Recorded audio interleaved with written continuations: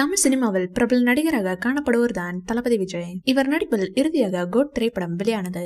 Code திரைப்படம் கலவையான விமர்சனங்களை பெற்ற போதும் 450 கோடிகளை வாரி குவித்தது. இந்த படத்தை வெங்கட் பிரபு இயக்கியிருந்தார். இதைத் தொடர்ந்து இளைய தளபதி விஜய் தனது 69வது படத்தில் நடித்து வருகின்றார்.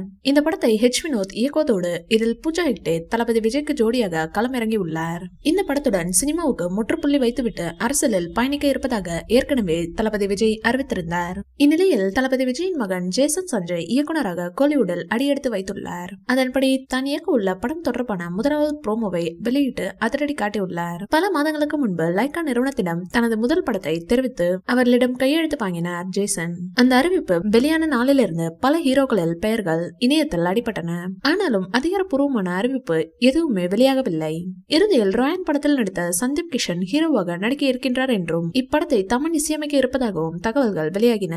தற்போது இது தொடர்பான வீடியோக்களும் புகைப்படங்களும் இணையத்தை கவர்ந்துள்ளதோடு ஜேசன் சஞ்சய்க்கு பலரும் தமது வாழ்த்துக்களை தெரிவித்து வருகின்றமை குறிப்பிடத்தக்கது.